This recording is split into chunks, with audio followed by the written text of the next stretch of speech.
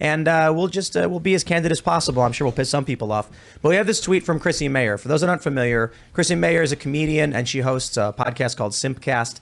And she's been on the show, I think a couple times, right? It's been a couple times. We've had her on the show before. And so there's been some controversy related to a guest we had recently, Eliza Blue, and some censorship actions that she's been accused of, notably filing privacy requests against people who talk about her past work. And so here we have the story from Chrissy Mayer. She says, Eliza Blue got 4 of my YouTube videos removed for showing a fair and balanced doc trailer, which featured 3 to 5 seconds of her public, at the time now removed, World Star Hip Hop video. Must be nice to have the power to rewrite history, then gaslight Twitter and YouTube into accepting it. Now, I'll say this outright. I said previously I'm uninterested in this. And I'll kind of, I think this got to the point where literally right before the show, I saw this tweet and I'm like, okay, guys, you got me. All right. Like, I'm starting to see and learn more that's having me question what's going on if YouTube videos are getting pulled. And we're hearing that a bunch of people actually had YouTube videos getting pulled. And so this clearly is an abuse of the system to a degree that we've not seen for a while now. Hey, everybody. Welcome back to Comic Crow. And I did not think that this was going to happen. But last night, I guess Tim Pool went on his show and actually said, oh, okay, actually, there is a problem with the Eliza Blue thing. And look, I'm one of those people that's kind of like, if somebody does the wrong thing, and then they do the right thing, part of me just wants to say, good. I'm glad you're finally on the right side, okay? At the same time, I still think we have to criticize, and I don't think Tim Pool is being like 100% honest here. I think that this is more of a business thing. I think that he kind of assumed, hey, I'm going to tell these people off. Hey, I'm going to tell them you can't dictate to me what I do. Hey, you can't force me to talk about this story. Hey, it's a PR campaign. This just jinked people up and got them all outraged and angry. You guys are just being played. Hey, you guys are just like right-wing TYT. Like, dude, Tim Pool kind of melted down, okay? And I don't think he understood that this was not like Bordering and Tug and Brittany Venti and all these other individuals, telling people to go to his chat and spam him and give him super chat money and tell him he has to talk about Eliza Blue. I think he found out this is actually my audience that is actually upset with me. And I'll say this, when he doesn't have anyone in his inner circle that's willing to call him out, that's willing to criticize him, it leads to these arrogant decisions like this.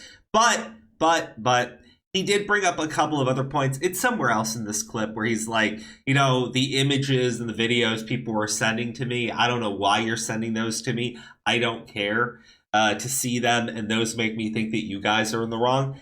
I can sort of understand that because I remember seeing the Cassandra McDonald stuff, and I kind of have it in my head somebody probably sent her old, non-consensual fantasy non-consensual adult activities. I'll leave it at that. But also, it didn't start there. It didn't begin with people spamming Tim Pool with a bunch of illicit photos or anything. Again, the photos and such of Eliza Blue are all publicly available stuff that she has posted. Or it's publicly available stuff that she was paid to be in and then was posted, and made public. But I do kind of understand that mentality. It's just, again, him brought it on himself by basically ignoring the story, and we've got a couple other things I'm going to jump into here. But this is essentially what started it. He finally looked at one of the tweets by the people being hit by Eliza Blue. I don't necessarily think that this was the first time he saw it. But, and now he's going to pretend and go like, oh, actually, for the first time ever, I finally decided to look at one of the tweets of the people talking about this, and oh my goodness, look, this is, oh wow, guys, this is totally anti-free speech.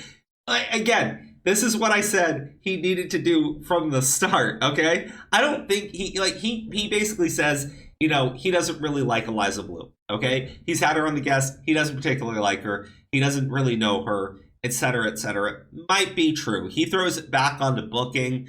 Booking would be Cassandra McDonald's, which is a friend of Eliza Blue. But anyways, I think that he's just not super taking accountability, and this is like the Tim Pool thing where he kind of like tries to halfway bury it under the rug. Halfway, okay, you guys got me. I'll talk about it now. I just saw this for the first time. It was really all the people spamming me. That's why I couldn't focus on it.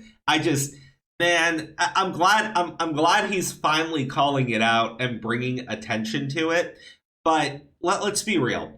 I think that there's a much more capitalistic reason behind it.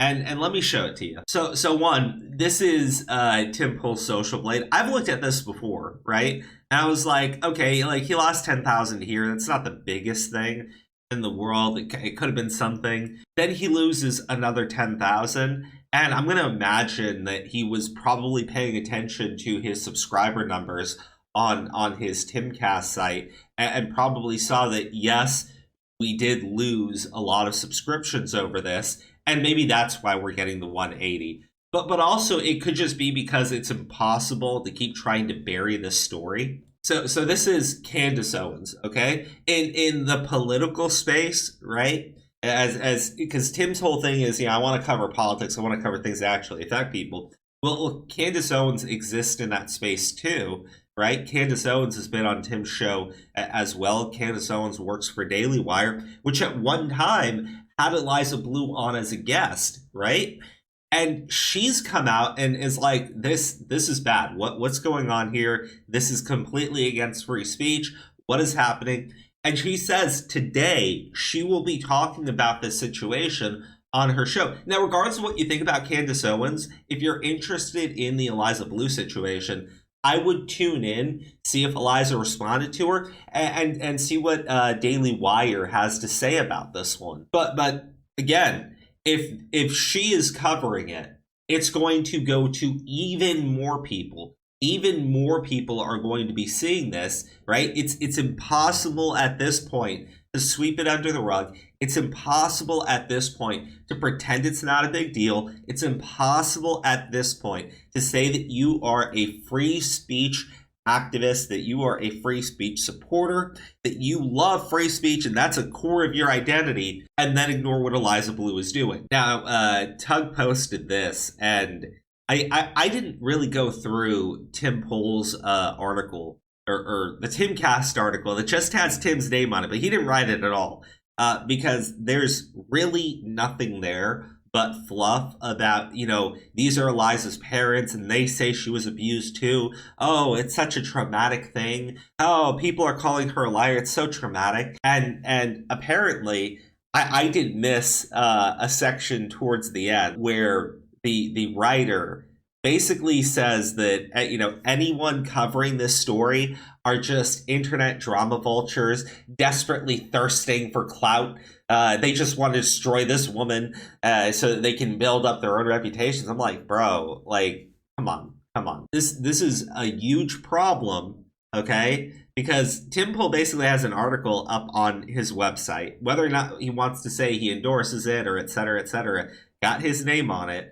And that article is saying that anybody talking about the Eliza Blue situation that's a content creator is like cannibalistic, making veiled threats to go to war. It's just, bro, like the guy goes off on YouTube content creators talking about this story. Well, now you have the website's owner saying, oh, actually, this one's really bad.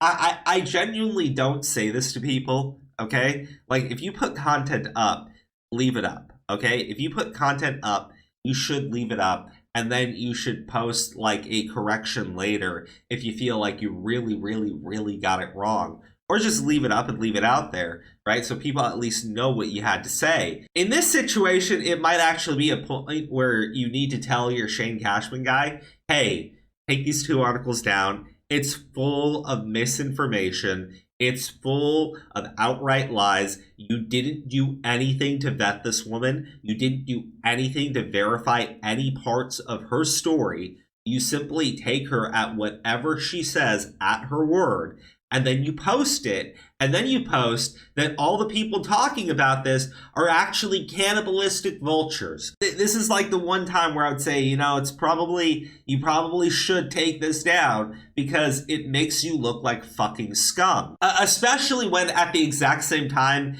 Tim Pool is trying to come back to quartering. Dude, I just covered this in my video yesterday. He called quartering the right-wing TYT. He said quartering is the exact same as Sam Cedar and TYT and all the other left-wing people. He said that everyone talking about this, because he wants to say, I didn't necessarily call everybody a bot. I just said that there was a PR campaign ginning people up. Well, he did say that all of these content creators, including naming Brittany Venti, are like the same as AOC, performative outrage.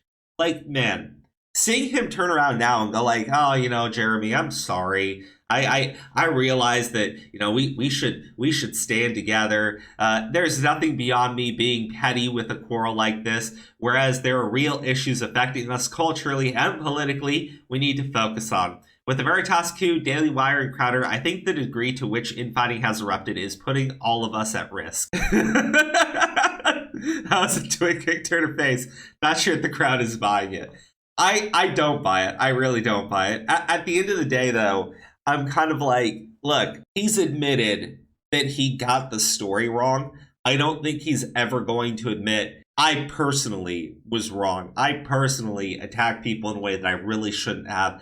I personally treated people in my own audience like they were garbage. He doesn't do any of that. Instead, he sits there and he throws it. He throws it all onto, oh my gosh, I never saw this. Oh my gosh, you guys are right. Oh my gosh. I don't buy it. I don't believe it.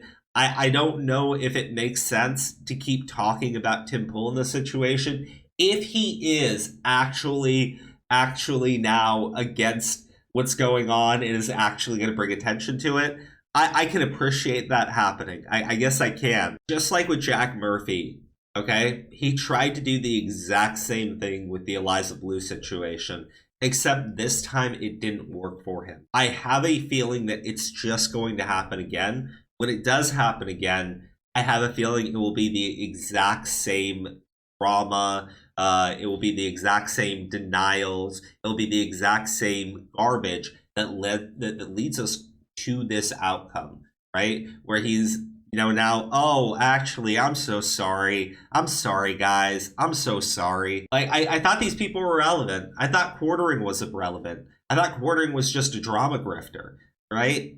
I know he's like saying I was wrong, but man, there's like less than zero accountability for the shit that he was actually saying about people. And that does rub me the wrong way. I don't know, guys, you tell me what you think in the comments section below. Do you think, hey, overall, this is just objectively a good thing now that Tim Pool's calling it out? Or do you think, hey, I'm glad he's calling it out, but also I don't think we should forget what a jackass Tim Pool was.